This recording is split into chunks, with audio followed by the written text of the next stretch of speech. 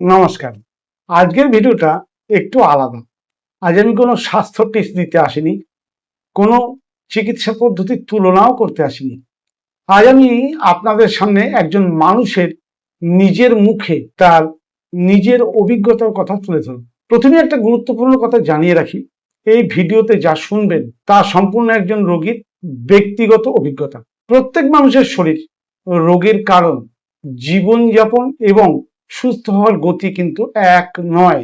তাই এই অভিজ্ঞতা সবার ক্ষেত্রে একইভাবে প্রযোজ্য হবে এমন দাবি আমরা কিন্তু করছি না। ক্ষেত্রে কখনো কখনো জীবনযাত্রা, খাদ্যাভ্যাস, ঘুম, দৈনন্দিন অভ্যাস এবং শরীরের মূল কারণগুলি নিয়ে কাজ করাও কিন্তু গুরুত্বপূর্ণ হতে পারে। এই ভিডিওতে সেটাই দেখানোর চেষ্টা করা হয়েছে। তবে যে কোনো চিকিৎসা বা জীবনযাত্রার পরিবর্তন নিজের পরিস্থিতি অনুযায়ী এবং প্রয়োজন হলে নিবন্ধিত চিকিৎসকের পরামর্শ নিয়েই কিন্তু করা উচিত। আজকের অভিজ্ঞতাটা আপনারা একটু শুনুন, আপনারাই তারপরে বিচার করবেন। নমস্কার, আমি কেয়া মণ্ডল। আমার বাড়ি সুন্দরবন থানা, সুন্দরবন কোস্টাল, জেলা দক্ষিণ চব্বিশ পরগনা। বিগত 1-1.5 বছর মতোই আমি একটা সমস্যার মধ্যে ভুগছিলাম। আমার একটা পায়ে হাড় বেড়েছিল, জানি না কী কারণে বেড়েছিল। তার জন্য আমি প্রচণ্ডভাবেই কষ্ট পেয়েছি। সকালে ঘুম থেকে উঠতেই পারতাম না, উঠলে প্রথম স্টেপ পাটা ফেলতেই পারতাম না, ফেললে অসম্ভব কোঁয়ালিতে ব্যথা। তারপরে আস্তে আস্তে কাজ করতে করতে বা পাটা হাঁটাচলা করতে করতে ব্যথাটা কমে যেত আমার ঠিকই, কিন্তু ওই ব্যথাটা একটু পরিশ্রম করলে, একটু হাঁটাহাঁটি বেশি করলে, একটু কাজকর্ম বেশি করলে পায়ের ব্যথা কন্টিনিউ ব্যথা হতো। গোড়ালিতে ব্যথা, অসম্ভব ব্যথা হতো। গোড়ালি থেকে মাঝে মাঝে পায়ের উপরের দিকটাও ব্যথা হতো। মেনলি গোড়ালিটা, পাটা আমি ফেলতেই পারতাম না। তারপরে বিভিন্ন অ্যালোপ্যাথিক ট্রিটমেন্ট করেছি। অ্যালোপ্যাথি ট্রিটমেন্টটা বেশি করেছি। হোমিওপ্যাথি করেছিলাম প্রথমে, কিন্তু হোমিওপ্যাথি তেমন কাজ দেয়নি। অ্যালোপ্যাথি দেখেছিলাম, অ্যালোপ্যাথি ডক্টর ক্যালসিয়াম খাওয়ার জন্য বললেন, এক্সরে অনেক কিছু বলেছেন, সব কিছু করা হয়েছে। উনি গরম ঠান্ডার স্যাক নিতে বললেন, তাও করেছি, কিন্তু কিছুতেই আমার কোনো কিছুই কম ছিল না। মানে অ্যালোপ্যাথি ডক্টর আমাকে বললেন যে ঠান্ডার কোল্ড কম্প্রেশন নেওয়ার জন্য, তাতেও আমার কিছু কম ছিল না। ওষুধ খেয়েও কম ছিল না। ক্যালসিয়াম ট্যাবলেট দিয়েছিলেন, সেটা খেয়েও আমাকে কমেনি। তারপরে এই সমস্যাটা প্রায় আমাকে ভুগছিল। কিছু কিছু সময় বলছে এটা অপারেশন করলেও হতে পারে, বা ওটাকে কেউ কিছু সুরাহা দিচ্ছেই না আমাকে, কোনোভাবেই মোটা কমছে না।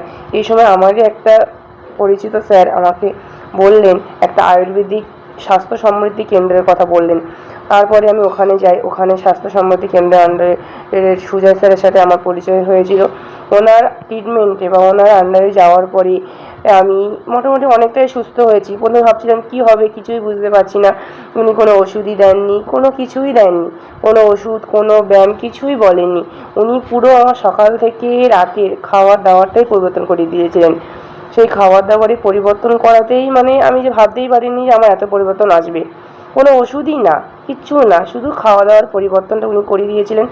যার জন্য সেটা প্রথমে ভাবছিলাম কী হবে, জানি না কী হবে। স্যারই শুধু বলতেন যে তুমি করো, তারপরে ফল দেখতে পাবেন। কিন্তু সত্যি সত্যি আমি স্যারের মর্নিং থেকে ডিনার পর্যন্ত সমস্ত যে সমস্ত উনি খাবার দাবারের কথা বলেছিলেন, যে সমস্ত প্রোটিন বা যে ফাইবার জাতীয় খাবারের কথা উনি বলেছিলেন, সেগুলো আমি মেনেছিলাম।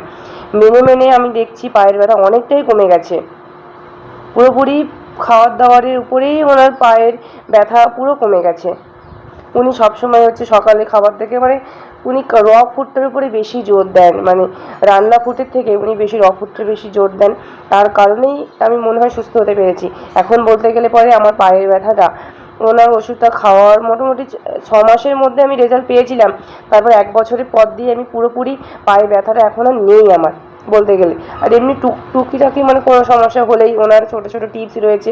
ওনার কোনো ওষুধই কিছু নেই, ওনার ওষুধ বলতে কিছু নেই, সব ঘরোয়া টিপস উনি বলে দেন, সেটা কোনো সাইড এফেক্ট ছাড়াই মানুষ সুস্থ হয়ে যায়। আমি অনেক কিছুই ওনার থেকে শিখেছি, বা অনেক কিছুই আশা করছি আগামী দিনে আমি শিখবো ওনার থেকে।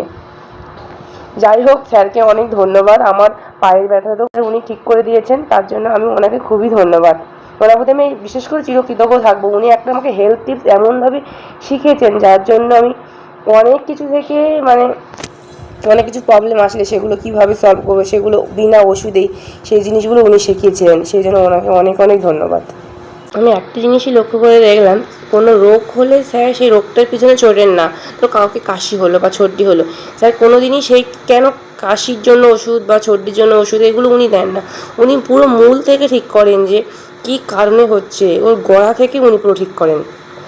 এই জন্যই ওনাকে অনেক অনেক ধন্যবাদ, যে গোড়াটা বা মূল জিনিসটাকে উনি যে বের করে আনেন কী কারণে হচ্ছে, সেই জিনিসগুলো অ্যাভয়েড করলে আমাদের সমস্ত সমস্যা মিটে যায়। আশা করছি আমি ওনার থেকে পরবর্তীকালে আরও কিছু শিখবো, বা আপনাদেরও অনেক কিছু শেখার আছে। আমার আমার যেটা হয়েছে সেটা আমি বললাম, পায়ে হাড় বাড়াটা।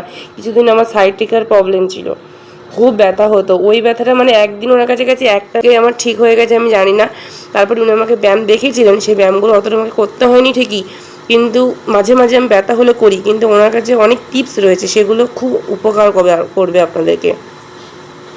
মেন কথা, উনি যে রোগটা হয়েছে সেটার পিছন ছোটেন না, ওর কারণটাই দেখেন, পুরো গোড়া থেকেই উনি ঠিক করেন। এটাই হচ্ছে ওনার একটা পজিটিভ পয়েন্ট। আপনারা শুনলেন একজন মানুষের নিজের অভিজ্ঞতা। আমি আবারও বলছি, এটি কোনো অলৌকিক ঘটনা নয় এবং এটি কোনো নিশ্চয়তামূলক ফলাফলের প্রতিশ্রুতিও নয়। আমরা সবসময় চেষ্টা করি একটা সমস্যার পিছনে, রোগ নয়, রোগের কারণকে খুঁজে সেই কারণকে যদি দূর করা যায়, তাহলে সম্ভাব্য জীবনযাত্রাগত কারণগুলো বোঝার চেষ্টা করলে যে কোনো সমস্যাকে সহজে নিয়ন্ত্রণ করা যায়। আমাদের আলোচনায় সাধারণত যেসব বিষয়গুলি গুরুত্ব পায় সেগুলো হলো খাদ্যাভ্যাস, পর্যাপ্ত জল ও প্রাকৃতিক খাদ্য গ্রহণ, ঘুমের মানকে উন্নত করা, দৈনন্দিন শারীরিক ব্যায়াম বা শরীর চর্চা বা নাড়াচাড়া করা, মানসিক চাপকে নিয়ন্ত্রণ করা এবং শরীরের স্বাভাবিক পুনরুদ্ধারের পরিবেশ তৈরি করা। তাহলে শরীর নিজেই অনেক ক্ষেত্রে নিজেকে সাজিয়ে নিতে পারে। অনেক সময় শুধুমাত্র ঔষধের পাশাপাশি জীবনযাত্রার পরিবর্তনও গুরুত্বপূর্ণ ভূমিকা রাখতে পারে, এটা এই ভিডিওটা তার প্রমাণ। তবে কার কি প্রয়োজন তা ব্যক্তিভেদে কিন্তু ভিন্ন হতে পারে। ওই জন্য বিশেষজ্ঞর পরামর্শ ছাড়া নিজেরা কখনো চেষ্টা করতে যাবেন না। আপনার যদি দীর্ঘদিনের কোনো সমস্যা থাকে তাহলে নিজে সিদ্ধান্ত না নিয়ে প্রয়োজনীয় পরীক্ষা ও চিকিৎসকের পরামর্শ অবশ্যই নেবেন। তারপর জীবনযাত্রার পরিবর্তনের বিষয়েও সচেতন ভাবেই এগোবেন। এই ধরনের বাস্তব অভিজ্ঞতার ভিডিও আমরা মাঝে মাঝেই আপনাদের সঙ্গে ভাগ করে নেব, যাতে বিভিন্ন মানুষ কিভাবে তাদের স্বাস্থ্য যাত্রায় পরিবর্তন আনছেন সেই গল্পগুলো আপনারাও জানতে পারেন। ভিডিওটি যদি ভালো লেগে থাকে তাহলে অবশ্যই একটা লাইক করবেন, আপনার মতামত কমেন্টে লিখবেন এবং স্বাস্থ্য সম্বন্ধে বৈজ্ঞান ভিত্তিক ও জীবনযাত্রা কেন্দ্রিক আলোচনাকে পেতে স্বাস্থ্য সমৃদ্ধি চ্যানেলটি সাবস্ক্রাইব করতে কিন্তু ভুলবেন না। ধন্যবাদ, সুস্থ থাকুন, সঙ্গে থাকুন।